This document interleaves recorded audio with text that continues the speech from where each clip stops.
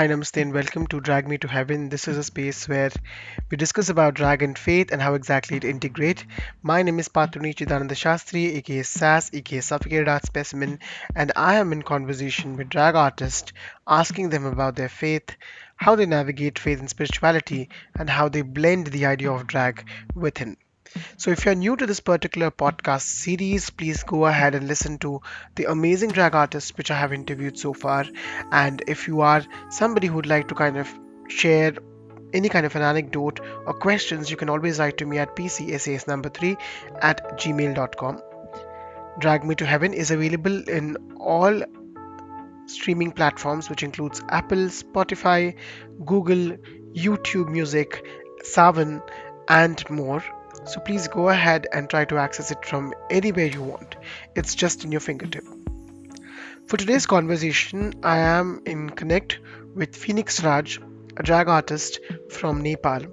And Phoenix Raj is one of the very visible drag artists coming from Nepal.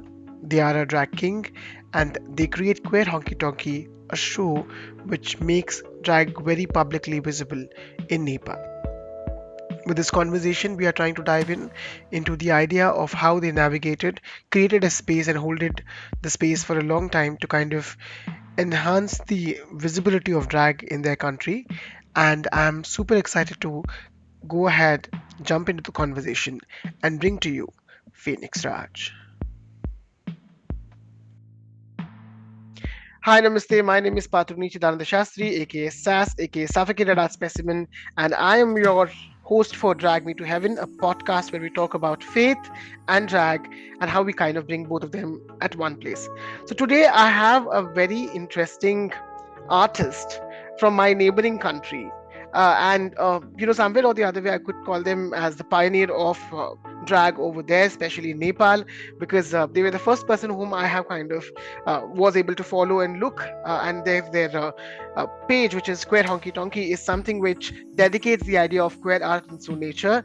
I have Subi, aka Phoenix Raj with me, and they are a drag artist from Nepal. And here we are here to kind of talk about how exactly spirituality, faith, and drag kind of comes together in this wonderful conversation. So, without any further ado, let me quickly kind of go ahead and pull in Phoenix Raja. Hi, Phoenix Raja, how are you? Hi, thank you so much for having me.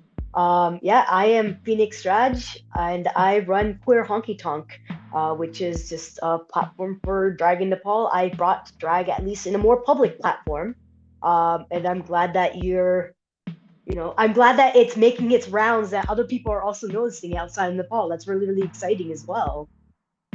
Indeed, So yeah. to start with, I think this is also something which I want to kind of draw. It's always been seen, especially within India, to start with. The drag culture has been led by people who are, again, drag queens. You know, you see them very dominant, very up on the face when it talks about, okay, queer culture, drag culture. Having said that, it's very kind of interesting to see, a drag person who doesn't come under the idea of drag queen, but somebody who expresses as a masked person, or drag king, leading this conversation, which is so wonderful. And I think we need more such people within India as well, who can start off and lead the drag culture, because somewhere or the other way, they do a better job than drag queens, to be honest. So I without mean, we do things differently. I think it's a different way of organizing. yeah. I feel like. I mean, I've been performing as a drag king. I started, I think it was back in somewhere in 2017. So quite a few years now, on and off. And I just restarted doing drag here in Nepal, maybe about maybe 3 years ago, right after lockdown. So it's definitely true that when you look at drag, you only see drag queens. I mean, I face that myself here when I'm trying to create a show and I'm trying to find performers, where a lot of my cast are all drag queens. We have a couple of drag monarchs here and there, and I think I'm one of maybe five drag kings. Which two of the drag kings I trained myself in a way. Like it's not that trained, like they learned drag from me by taking a workshop, by sitting in. Like I was the reason they did drag. So I mean, it's not that drag kings are a dying breed. It's just that drag kings, sometimes people don't realize that that can also be a thing within the drag culture, right? Because, I mean, as we both know, all forms of drag are valid, but also drag is so diverse. You can't always put it into just one little box. You're always taking from many different things, and also to make it very localized. I mean, we know drag from mainstream, right? From watching RuPaul for the most part, seeing things at DragCon, like it's to pull from there. It's also like how do you separate commercialized drag and non-commercialized drag. So I think that's a challenge sometimes, definitely. So let me understand. Let me ask you this question. Could you help us with how did you start drag in the very first place? That would be very interesting to kind of know. And also, as we would be talking about faith, could you also help us or make our listeners accustomed about what is your belief or faith, which you kind of follow? And did you see that in any ways your drag has been influenced by your faith or your belief? So yeah. Ooh, lots of questions in one question. So I mean, when I started, I watched my very first drag show when I was in Calgary. I was there for post-secondary studies. Went to a drag show with a whole bunch of my friends, and it was kind of a whole new world. I didn't realize that that was something you could do. As someone who was interested in performing arts and a lot of like backstage production, it was definitely like a really cool thing for me to go see. Um, at the end of the show, this was a fake mustache dragon burlesque troupe show. They said that throughout the show they'd be like, oh yeah, if you ever want to perform, we always do. You know, it's an open call. You can perform at any time at any of our shows. Let us know. And we do a competition every August called amateur competition. You can, you know, new performers can always sign up there. And I was like, ooh, I wonder. Like that sounds kind of interesting. With, you know, my friends and I, we were talking about that, and we kept going back to a few of their shows because they held shows every month basically. And then come closer to when, you know, August 2017 was coming closer, my friends and I were like, hey, are you gonna try out for this? I was like, I don't know. Are you gonna try out for it? And my friend and I were like, okay, you know what? Well, let's just both do it. Like, do it for fun. What have we got to lose, right? It's just like let's get out of our own comfort zones. And I did it there. I didn't know what I was doing. Just lip sync dance. I am not a movement person, despite what my videos might show sometimes. I'm not like a big performer, but I do spoken word as well, and just like a little bit of acting here and there. So to do that was just terrifying, honestly. Um, and then from there, whenever I had time, I would do whatever shows I could. I'd sign up for whatever shows I could sign up for, and just kept sort of practicing with lip sync and whatever I could do, right? Because the main thing is with drag is you're trying to find a way to connect with your audience, but also you want to like it's having fun. And if you're not having fun, then people aren't gonna be able to connect with you either. Um, so I kind of just went from there. And drag was also a way that helped me sort of understand myself better. So I identify as a non-binary trans-masculine person, and that is, you know, really really hard sometimes.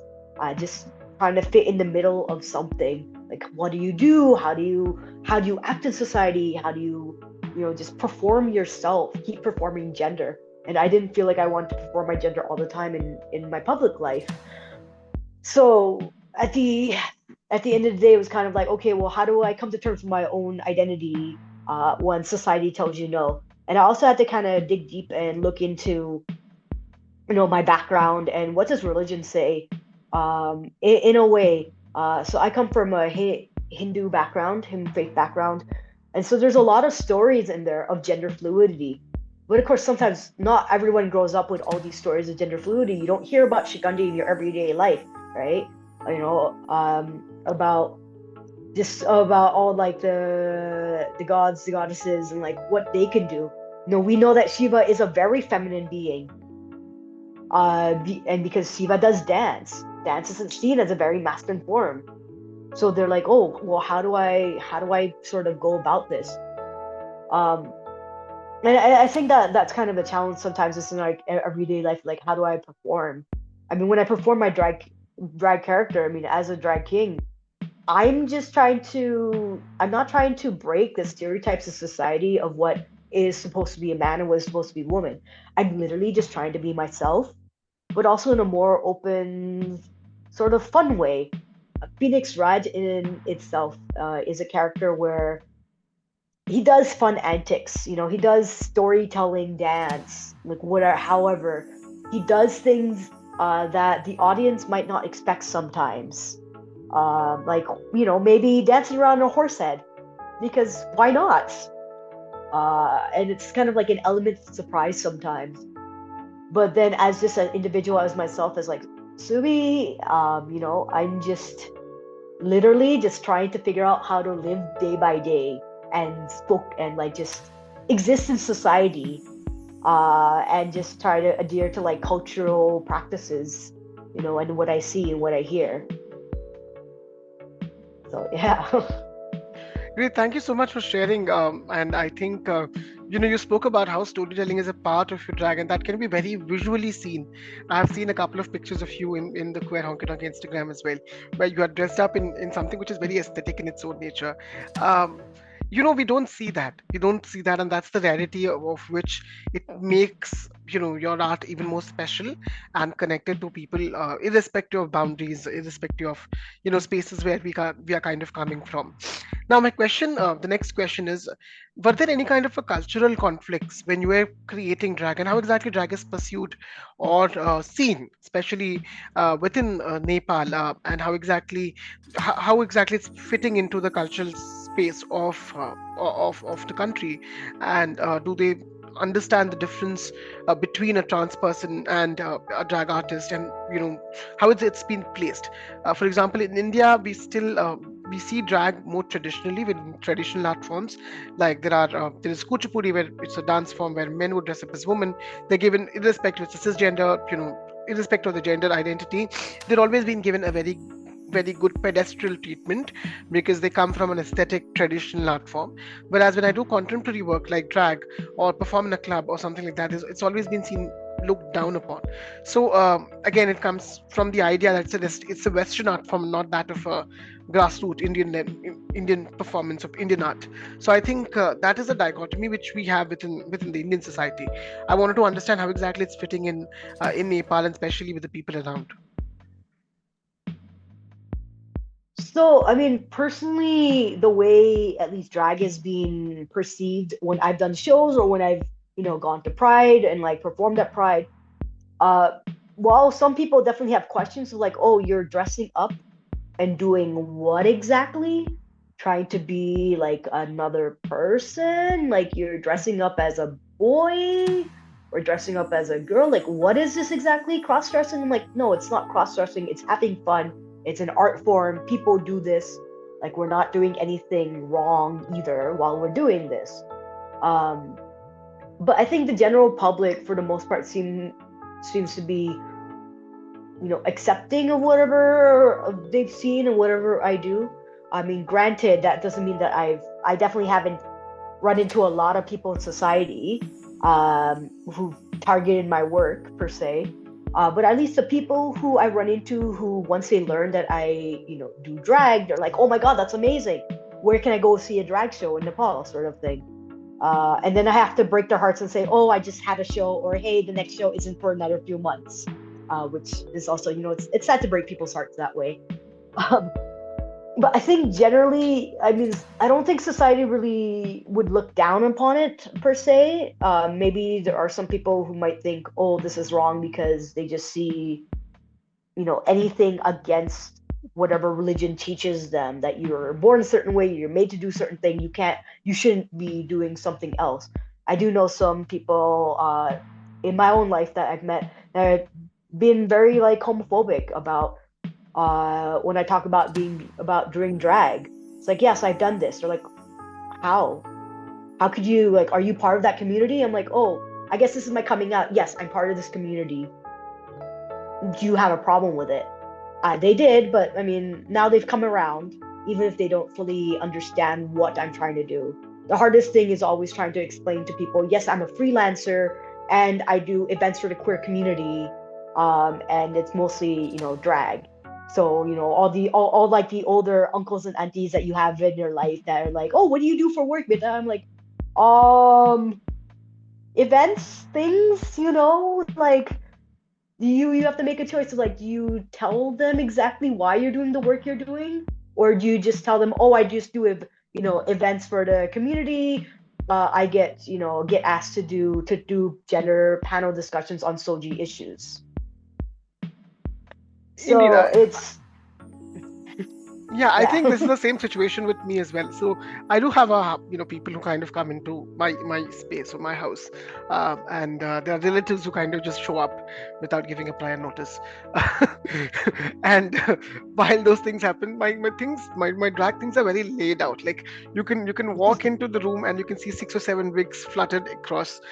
So I had somebody who was helping me out with the daily codes. Me and my partner, especially, we have children, and she kind of comes into the door and she opens my one of my cupboard, and then all these wigs are kind of falling, and they ask us, are you a hairdresser? After seeing it, like, are you a hairdresser? I was like, no. Like, what do you do with all this? I was like, no, I create characters, I do TikTok. And I think that was the easiest explanation which I could give and get rid of it.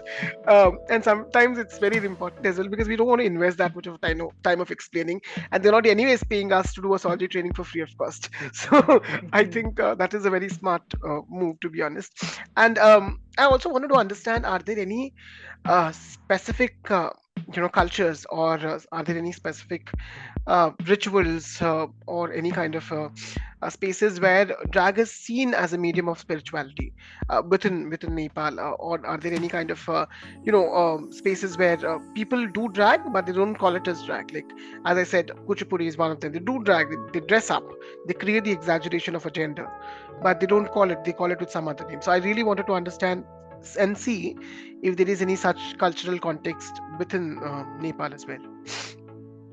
Yeah, well, to be quite honest, I'm not as well versed overall in Nepal culture, because there are so many things uh, still to learn about it for myself. I mean, I'm not someone who also grew up in Nepal. I grew up outside Nepal for most of my life, so there's always like little nuances that I still trying to figure out.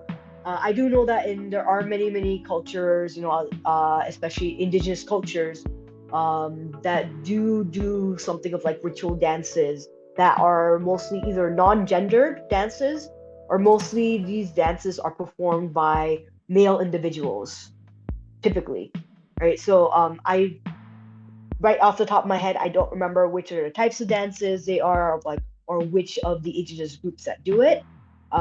But that does exist within the culture. Um, as far as what is drag, one of the things that's really interesting about the history of drag in Nepal, that I've been learning over the course of the last few years as well by talking to a lot of people, is that it's not that drag didn't exist. People have done some sort of drag shows, but they never called it drag. They've done gatherings and be like, oh, we're gonna do like more like, oh, dress up, cross dressing or something, or just like an extravaganza.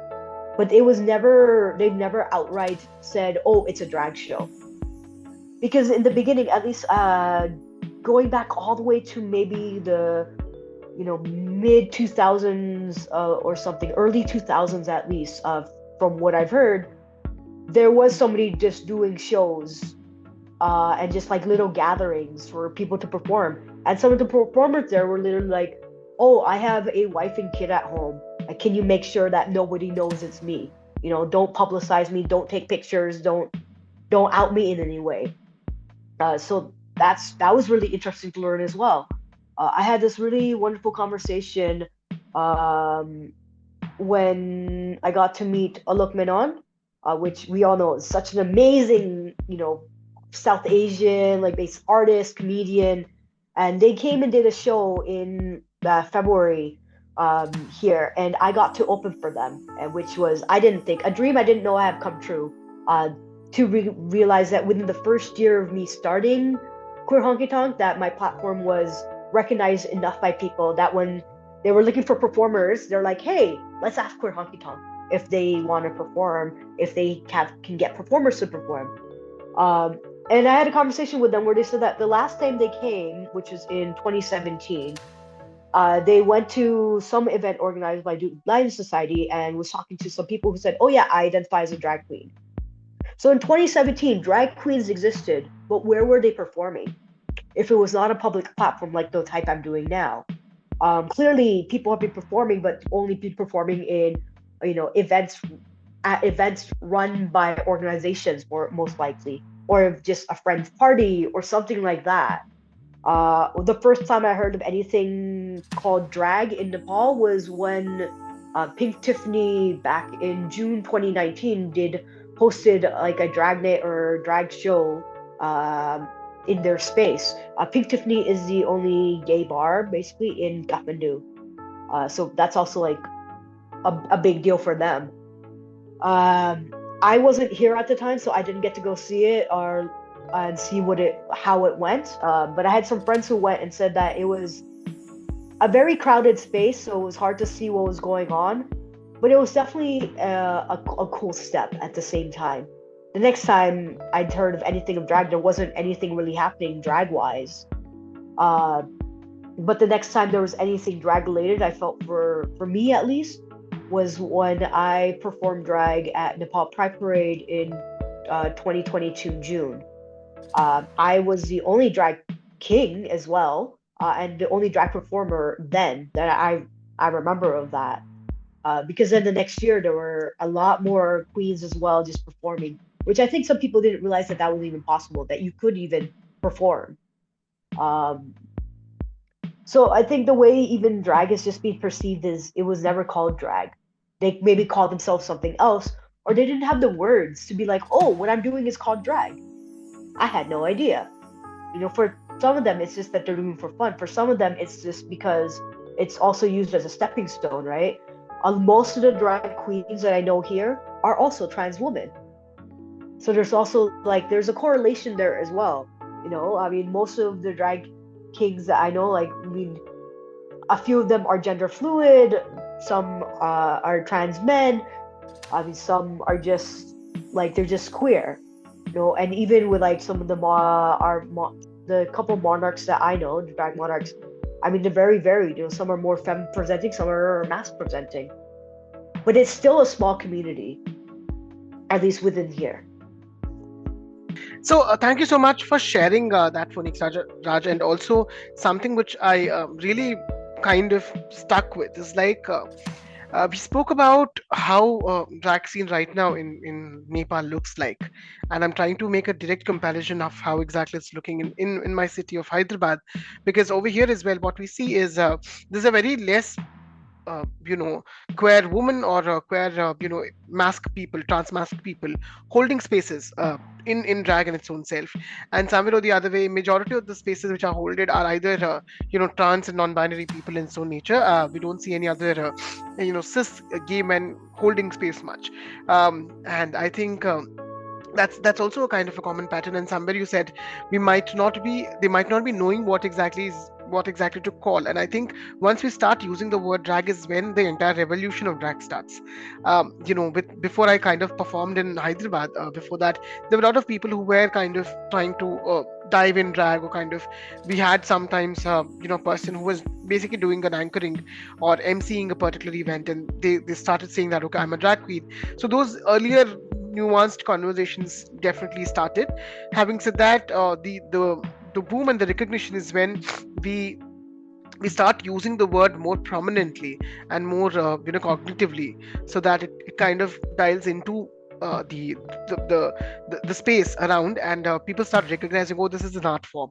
And thank you so much for putting it down and like kind of laying it across. Now my next question is like I know that there's a lot of gender-based violence, as well as there's a lot of hate which is being caused in the society. Especially this hate also kind of somewhere triggers from a certain idea of a faith or a religion or any kind of spaces which basically questions the idea of gender performance or kind of presenting gender, which overall questions the entire existence of LGBTQI plus communities. So if you are kind of seeing right now in the US, there's a counter allegations about drag queens are not somebody who should be allowed to perform in front of children, or the entire conversation of how exactly it's anti-Christian when it comes to like India especially. We have situations where people kind of come back and say it's anti-religion. You should be doing something else, and it's not like one or the other religions. Every religion has been united in this particular conversation and trying to kind of focus on dismantling or question the entire aesthetic of drag. Now, my question to you is, do you, as you said, you haven't experienced any of this kind of space or negativity across in your space, but do you At least not directly. At but least I haven't experienced it directly, so who knows? huh. But having said that, how is the like do you see any kind of signs, early signs of such kind of a situation coming? And also, I wanted to know that because oftentimes what exactly happens is like drag and transness kind of walk hand in hand, and somewhere or the other way we can't, though drag is seen as a expression, gender expression, and transness is seen as an identity, but the if you don't have trans rights in the very first place, you will not have the right to perform drag, and it's something which is very conjoined in its own nature. So like, I just want to understand how the space over that side, especially when dealing with both trans issues as well as drag as a performance in its very core space. Well, I mean, as you said, right, without like, because drag and trans is kind of sometimes go hand in hand. I mean, I know even within my own circle of friends, a lot of trans people who have faced hate from community, who have faced a lot of like transphobic, homophobic comments as well. So it's something to kind of balance. It also is something to be aware of, is like, how publicly do you put yourself out there, right? I mean, Queer Honky-Tonk is a public platform in itself. Sometimes, people want to be tagged in things, sometimes they don't. Even my own performers, sometimes they'd be like, yeah, please collab posts with me on this one. I'm totally fine with it. Uh, but then after a while, months down the line, that same performer will have taken themselves off as a collaborator for one reason or another. Which, I mean, that's fine. I've had a performer who said, "Hey, I want to be part of your show, but I don't feel comfortable showing my face.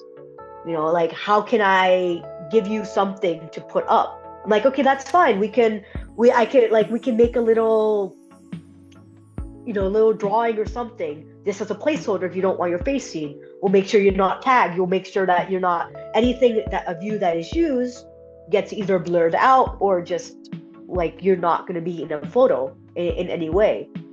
So I mean, I have to look out for my own performers as well. I mean, for me, sometimes I think about, okay, well, I am on a public platform. People know who I am for the most part.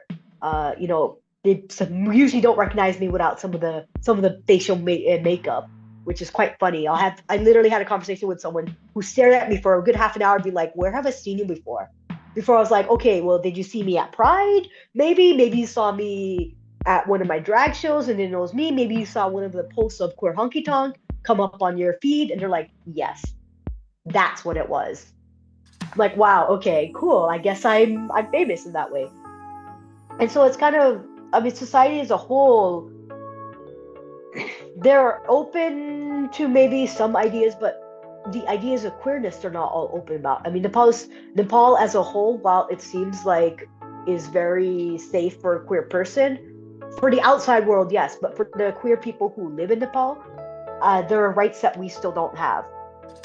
As a trans person, I can't actually change my name on my documents, on my citizenship. There's no laws that properly exist to do that. Even to be able to do that, though, I'd have to go through, writ petitions and court laws and whatever, to go through that hurdle. But even if there's a ruling made, the problem is that same ruling doesn't get down to all the government offices, because each little ward has its own office, right? So you have to go to your nearest ward office first. But half the time they don't even know the rules. And they're like, oh, we don't know. I'm like, but here's the rule right here. Like, I'm showing you what it is.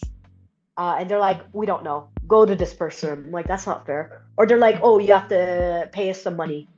So I have to now bribe an officer. I mean, I haven't had to, but like the ideology that, just to get something done, especially for your own rights, you have to basically bribe someone. So that's not fun either. It's a pink washing sort of state. I mean, also like as we kind of discussed, before this, where the amount of people that come to my shows, they come from anywhere, really. I've had lots of queer people in the community who come to the shows. I have many allies who come to the shows. I mean, this Queer Honky-Tonk is also not possible without the support of these allies, and like what they do. And so it's always really nice. And also the spaces that I found where they're like, oh, a drag show, like, sure, let's try it. And the space I did my show at again this time, just recently, because I had my show just on a Saturday. The people who would come, they're like, oh my God, this was so much fun. I'm so glad you did it again. Like, we never thought that this would be like an event that would do pretty well.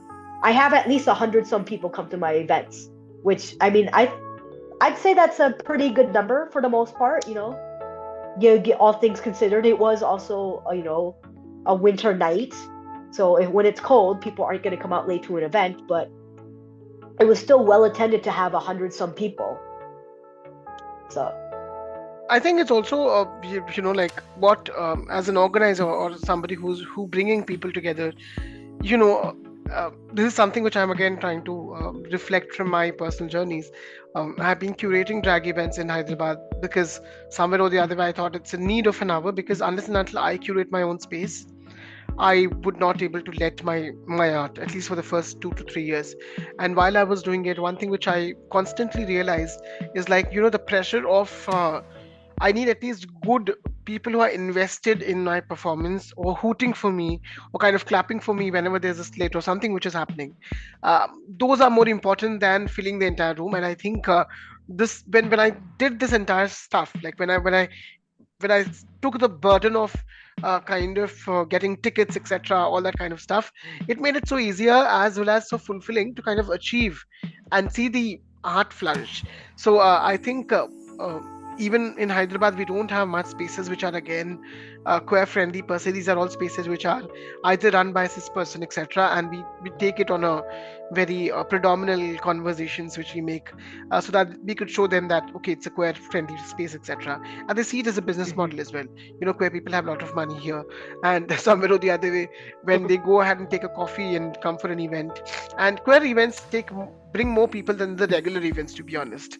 So that also adds up to the entire conversation of how inclusive venues wants to be. And that's one of the reason why we always been doing it in such kind of spaces. And one thing I realize is, like, holding space is something which is really important.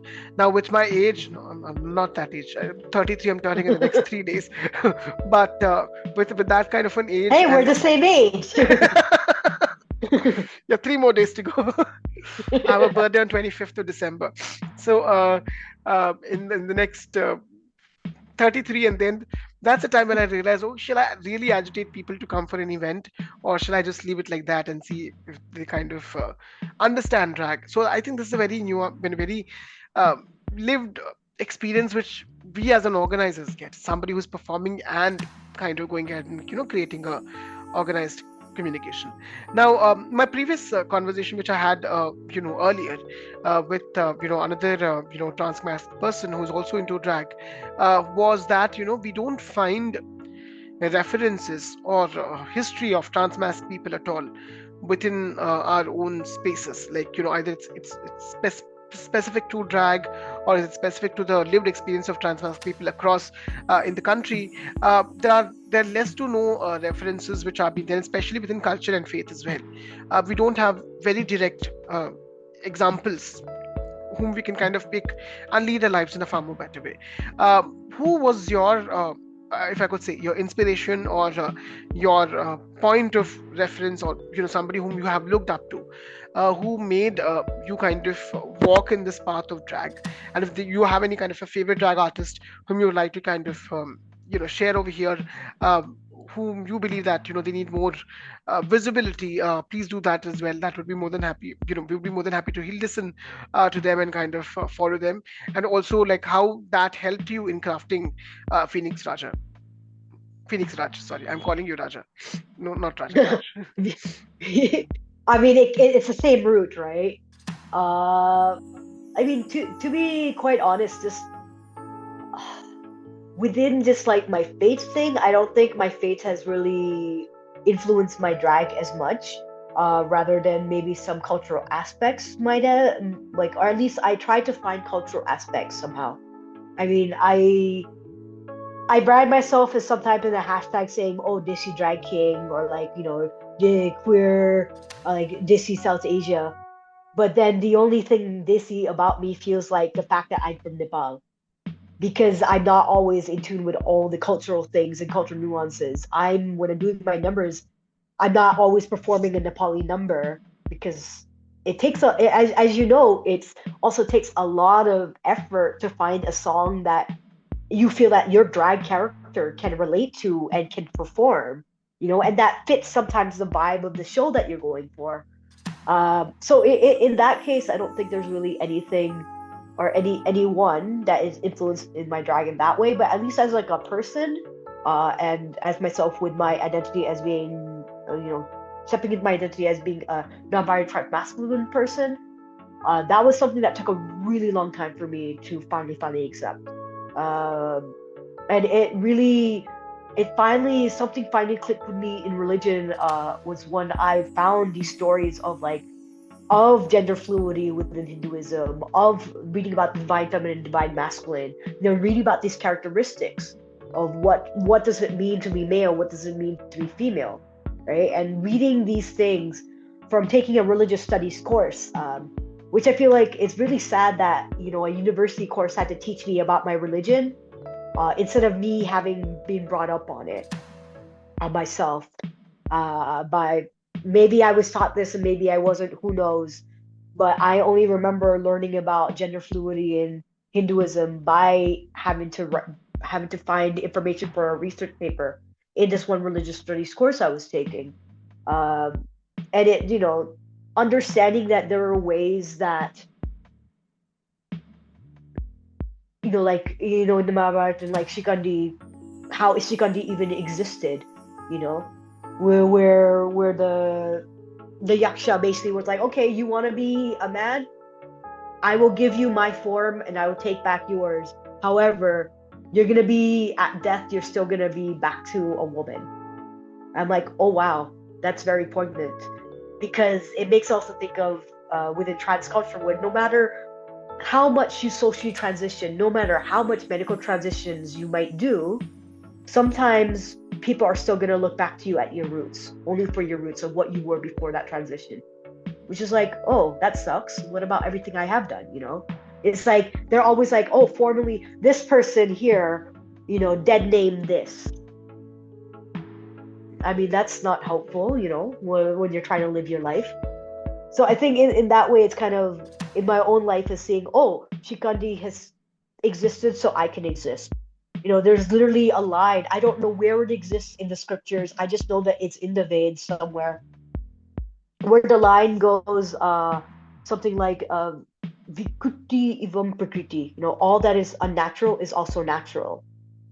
It's like, oh wow, that's in the Veds. That means I am natural, even if I'm not unnatural.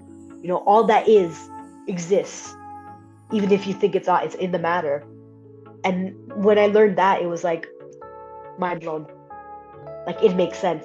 So now I Yeah. can live by myself, at least within my own life, non-binary. But with like drag, it's kind of, I'm just doing a caricature of something, of not really of what I perceive masculinity to be, but I just want to have fun with it and be like, hey, you don't have to be over the top when you do drag. You don't have to be over the top in your own expressions. One of my taglines is, I am literally a drag king on a budget. To prove that you can do drag however you want, and you don't have to be extravagant. Half the things are from my closet, but it's also something that I can reuse nicely.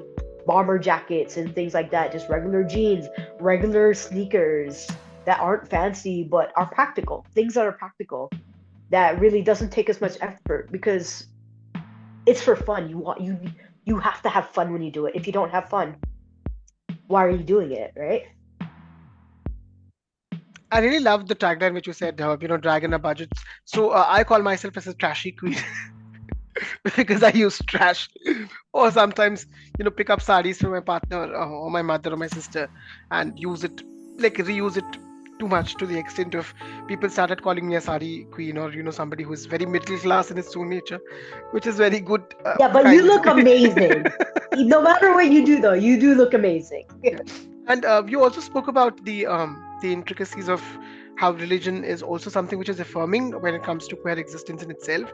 I want to kind of share a little bit of a story. With I was a part of a research in trying to understand how queerness within the post idea of Hinduism is being kind of reflected in some way or the other way.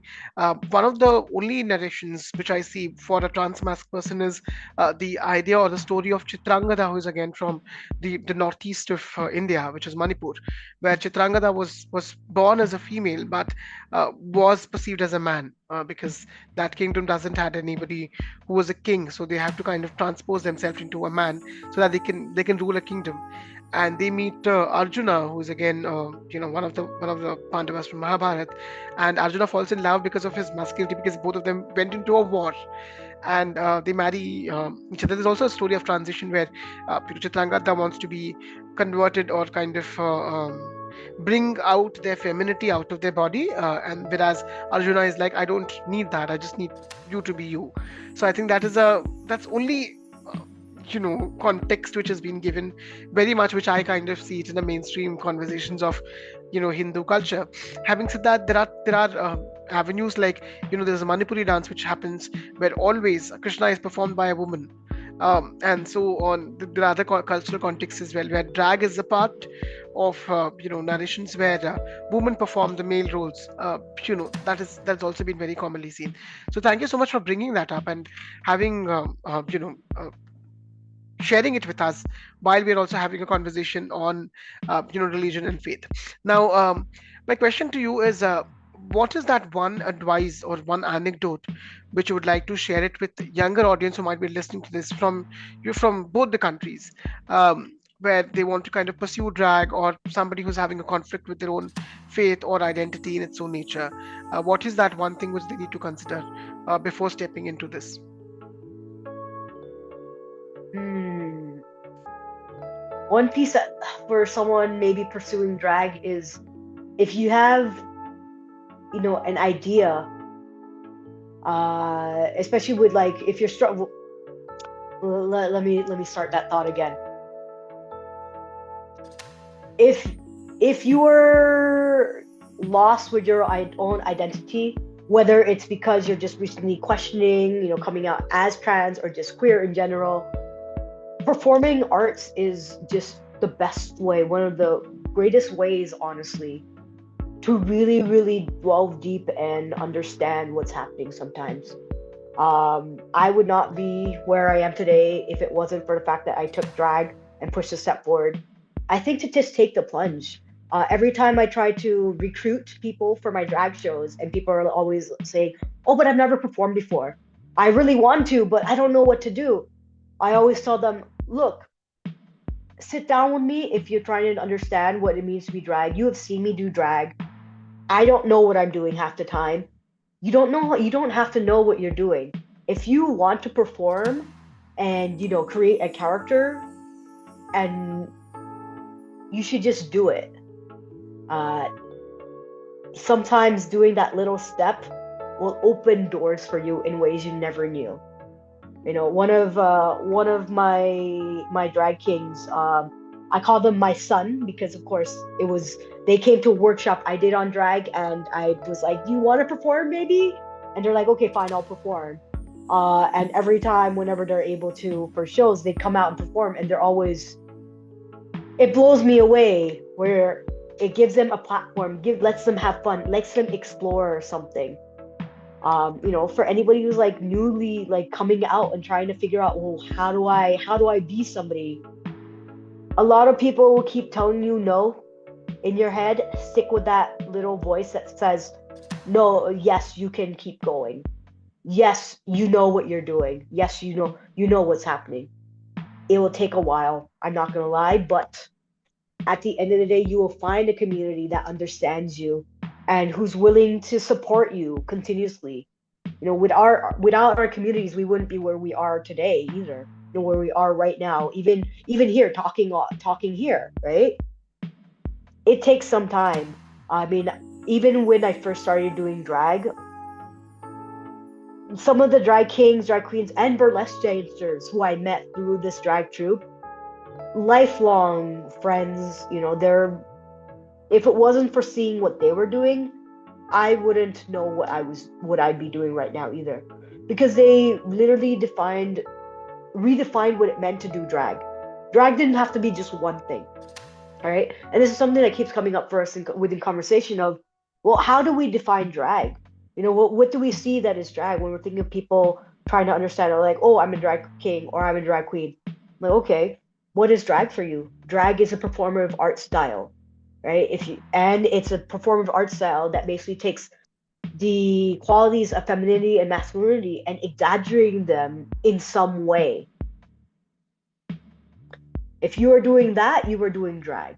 If you're not doing for performance, but you're just doing it, just dress up, then that's cross-dressing. That's a Halloween costume, right? Or just it's a costume for something. It's more than just a lifestyle. It's something that allows us to be us. Like, don't be afraid to take the plunge to do something different, and delve into an artistic side. That's the biggest advice I'd give somebody, because if I hadn't taken the artistic side, I would not be doing what I'm doing now. It's so wonderful to kind of share it, and I think I resonate with you in not one, in many ways, when you have shared about how drag is something which comes from nowhere. To be honest, you won't believe I was doing Buto. We just spoke before this call on how I know a common friend. We both know a common friend who is a Buto dancer. I was doing Buto. There was this wonderful teacher who kind of came from Dharamshala. I hosted them in my house, and I was talking about performance art, and I was doing classical dance and then performance art, etc. And they showed me a picture of them wearing a gown and performing, and then they said thing about they used a word called as drag, and I was like, okay, what is drag? And then I started googling up. I read about it, and I read about performance art. I was still okay with doing performance art with with a gesture of with wearing women's costumes, but I had it took a lot of time for me to kind of address and rebring the notion of drag in its own self, and somewhere or the other way it only happened because I was kind of very much frustrated with the artistry which I was doing. Basically, I was not happy with what I was presenting, and people are not pursuing. And somewhere or the other, I thought like doing drag will get money. so, so I think that was the greedy part of me. When I thought like, okay, this might be something which I can earn money while I'm performing. So it started over there. It's been down 5 years. I'm not sure how exactly I'm earning money. That's a different case altogether. but this thing has been on head. I think it's a thought process. It's more like it's an artistry which needs a lot of self-analysis. Nobody can teach drag, but everything which you create yourself is from your head, and I think that is what makes this art form very special. And once you start doing it, you can't stop it. And people will say that I can stop. Absolutely. Yeah, I can stop at X years, Y years. No, you can't. You are a queen. You're always been a queen. You're a king. You're always been a king. It's not going out of your head. So I think that is something which is very interesting when you kind of shared. And thank you so much for sharing it as well. Now I'm in the very last kind of space to kind of end this conversation. I am the bad bitch at this point in time. But It thank you could so go on. yeah, I wish, especially with my throat, and if if I'm not kind of closing this conversation in the next half an hour, I would sound like a donkey. So so Yeah, but thank you so much, Subi and Phoenix Raja, to kind of be with me and have this conversation. It was so wonderful to learn about all the nuanced work which you do in Nepal. And, I've been stalking your Instagram. I love what you create. I love individuals who are creating and bringing drag scene. It gives me strength and power to lead whatever I'm doing by seeing all of you. I still remember there was one particular day I was doing an event in Hyderabad. It was by Panfest this year or something like that, and we agitated people. There were a good amount of people who kind of turned up, but the place was very small, and it poured heavily, and people had to leave. It was not that well organized. It's a very chaotic space. The event didn't go as I planned at all, and it was going through all these things, and I was like, okay, what did I do? I should not be doing it. This is not something is my pressure. I should not take this much of things and all. I come back home. I said, like, I don't want to do anything anymore. If I get booked for a show, I will do, or else I will sit back in the home, not invest time, etc. And the very next day, there's some other thing which happened. So I was in a very down space. And then I open Instagram and I see, Queer Honky-Tonky, and, one of your drag kings are wearing this uh, gray, and then this, like checks, headgear, and then a swaft which you are kind of carrying. I was like, wow, this is something which is what we need. And I think that kind of gave me a space, like, if you can do it, I can do it as well. So thank you so much for being that hope and holding the space. And I think people are watching you, and as we watch, we are kind of thrilled to see what exactly is unfolding, and somewhere gives us the collective energy as well, to kind of lead things in our own space. So thank you once again for agreeing to have been a part of this particular conversation and this podcast. And I hope to stay in touch with you, and I hope to visit Nepal sometimes in the future. I will definitely tap in if I'm in your city, and please do tap in if you are in Oh, my city. So I think that is some absolutely. great. So thank you so much, everyone who's listening to this conversation as well. And if you're not recognizing me with my voice, my name is Patruni Shastri, and I am the host for Drag Me to Heaven. If you want to listen to more such conversations, you can definitely go back to Spotify and all the other channels where we are hosting. And yeah, I would also put the link of Quite Honky Tonky in the Spotify page as well. So please go ahead, follow them, share some love to Phoenix Raj, and I hope you like this particular conversation. Thank you so much, and have a great day.